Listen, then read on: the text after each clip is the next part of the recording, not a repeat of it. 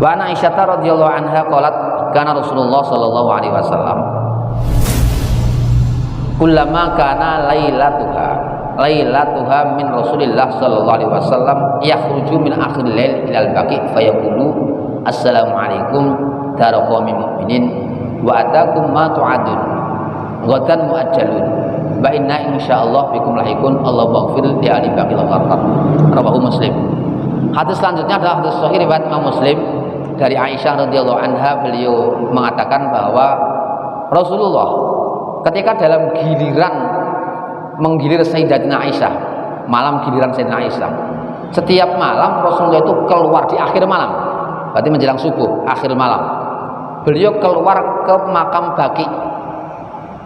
Makam Baqi ini yang ada di samping makam Rasulullah itu, Masjid Nabawi itu. Beliau pasti berziarah ke situ di akhir malam, membaca salam assalamualaikum dara qaumin mu'minin wa atakum ma tu'atun ghadan muajjalun wa inna insyaallah bikum lahikun Allahumma fil li ahli baqil gharqat. Meskipun di situ hanya sekedar mengucapkan salam dan memintakan ampunan kepada Allah untuk orang-orang ahli baqil gharqat. Ini hadis sahih. Memang dalam hadis tersebut tidak menjelaskan tentang Rasulullah di situ apakah duduk membaca tahlil apa tidak ada kejadian semacam itu.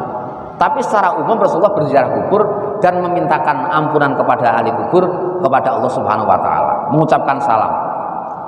Bukti bahwa ketika Rasulullah mengucapkan salam ke ahli kubur ini sebuah bukti bahwa ahli kubur itu dapat merespon terhadap apapun yang diucapkan oleh orang-orang yang masih hidup. Karena tidak mungkin Rasulullah mengucapkan salam kepada sesuatu yang mati, kan tidak mungkin. Kecuali salam itu kan menggunakan bahasa alikum, menggunakan kata kedua, seolah-olah kita berbicara. Berarti Rasulullah meyakini kalau si ahli kubur tersebut dapat berkomunikasi dengan kita, dapat menjawab salam kita. Ini berarti dapat merespon terhadap apapun yang dilakukan oleh orang-orang yang masih hidup.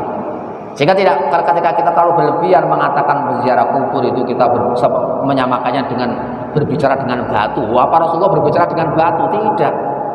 Kalau ahli kubur tidak dapat merespon kan berarti menyamakannya dengan batu. Nah kalau begitu apa yang diucapkan Rasulullah assalamualaikum itu apa? Tidak ada gunanya. Dalam teori kita mengambil kebijakan hukum, setiap sesuatu yang disampaikan Rasulullah itu tidak ada yang tidak berguna, pasti ada faedahnya. Sehingga ketika beliau mengucapkan salam dengan menggunakan assalamualaikum, kenapa tidak menggunakan kata ganti ketiga, tapi assalamualaikum kata ganti kedua, seolah-olah berdiskusi. Itu berarti memang ahli kubur itu merespon terhadap apa yang diucapkan oleh orang yang menziarahinya. Wah ini hadis sahih nih. Mau kok nganti ngarani ziarah kubur nganti musik, wah itu sangat terlalu berlebihan. Kayak mengatakan haram itu perlu kita hati-hati, apalagi sampai ke musyrik. Mengatakan haram saya ternyata bertolak belakang dengan hadisnya Rasulullah ini. Tiap malam pada saat giliran Sayyidina Aisyah, beliau berziarah ke makam Baqi.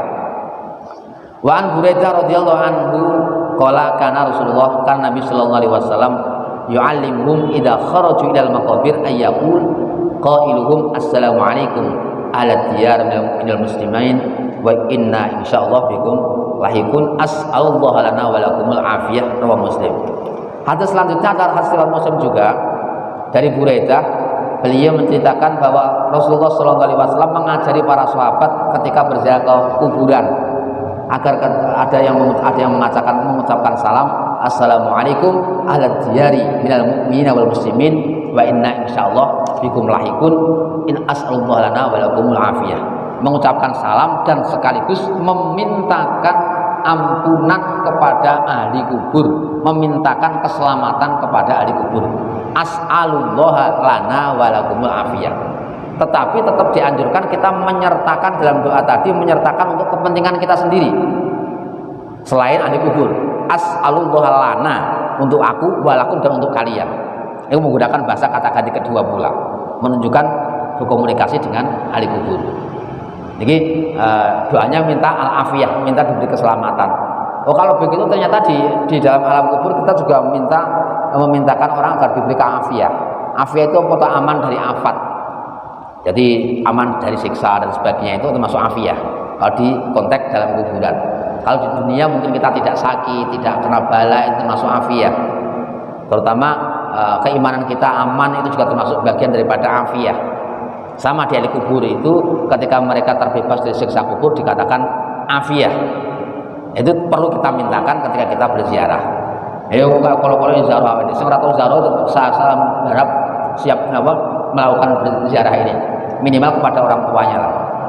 Nabi koyo kaji nih dulu, gadine koyo kaji. Wa Ibnu Abbas radhiyallahu anhu qala mar Rasulullah sallallahu alaihi wasallam fi kubrin bil Madinah. Faqbala alaihim bi wajhi faqala assalamu alaikum ya al-qubur yaghfirullahu lana wa lakum antum salafuna wa nahnu bil athar. Rawahu Tirmidzi wa qala hadisun hasan. Hadis nomor 4, hadis riwayat Ibnu Abbas radhiyallahu anhu beliau berkata, Rasulullah SAW pernah lewat di satu kuburan di Madinah, tapi bukan di Baqi'. Ketika melewati kubur tersebut, Rasulullah berhenti dan menghadap ke kuburan, langsung membaca salam, assalamualaikum ya al kubur. Pakai adab juga, Rasulullah langsung menghadap ke kuburan, mengucapkan salam dan berdoa. Berdoanya juga menghadap kuburan juga, tidak harus menghadap kiblat. Yaghfirullahu lana wa lakum antum salafuna wa nahnu bil athar. Semoga Allah mengampuni aku dan mengampuni kalian. Kalian adalah pendahulu kami dan kami akan mengikuti kalian kelak ketika kami meninggal. Ini Rasulullah ketika membaca salam juga menghadap ke arah kubur. Faqbal alim biwaji. Niki dituro liwat awake nyempatke kangelan. Kuburan pirang-pirang nyiwat mandek sik, salam sik. Awake dhewe mbok numpak sepeda motor nang mobil itu semuanya salam wis bagus, tapi anehnya masyarakat kita itu lewat kuburan malah diklakson. Lha wis piye ngoten niku. Kon salam ora usah ditin, ora ditin salam saja kita. Kita punya adab sendiri. Kita pelankan salam. Ada beberapa cerita, terutama kuburan para wali. Ini cerita ini masyhur sekali. Bagi Abdullah Salam itu dulu, kakak beliau itu kan meninggal di Ambarawa. Kiai Mahfud Salam, abahnya Kiai Salam Mahfud itu meninggal di Ambarawa. Karena dulu ditangkap oleh Belanda semasa perjuangan, diyakini dikubur di dekat Beteng itu, Beteng Ambarawa itu. Itu kenapa kok terus sekarang mulai dicari kenapa para masyayikh Pati kajian itu sering mencari Kiai Mahfud Salam ini? Karena dulu ada cerita, bagi Abdullah Salam itu ketika mau pergi ke Jogja dulu, itu tiba-tiba mobilnya berhenti di Ambarawa situ. Berhenti menurut keyakinan beliau. Sopirnya yang mulai cerita bahwa kenapa tadi tiba-tiba mobilnya berhenti dan tidak bisa di starter kembali ketika mau jalan. Itu katanya itu kita dicegat sama Kang Mahfud, kalau kata beliau. Kang Mahfud itu karena kakak beliau. Kang Mahfud, akhirnya kita berhenti, kita baca tahlil sebentar. Ketika selesai baca tahlil itu di starter hidup lagi, jalan lagi. Dan itu sering dilakukan oleh Kiai Sahal. Beliau ketika mengikuti pamannya tadi, ketika sampai di Ambarawa berhenti sebentar tahlil, setelah itu jalan lagi. Karena saat itu belum diketahui kuburnya di mana. Kalau sekarang ada disinyalir di dekat Beteng itu juga perkiraan beberapa ahli kubur lah. Kalau kepastiannya wallahu alam juga. Nah itu termasuk berarti apa? Ada sebagian ahli kubur yang mendapat berkomunikasi dengan orang yang hidup, dan banyak pula orang-orang yang hidup yang mampu menangkap terhadap apa yang terjadi di alam kubur. Termasuk ketika mereka ngajak diskusi atau minta sesuatu, itu kadang-kadang juga itu merupakan yang betul-betul ada terjadi.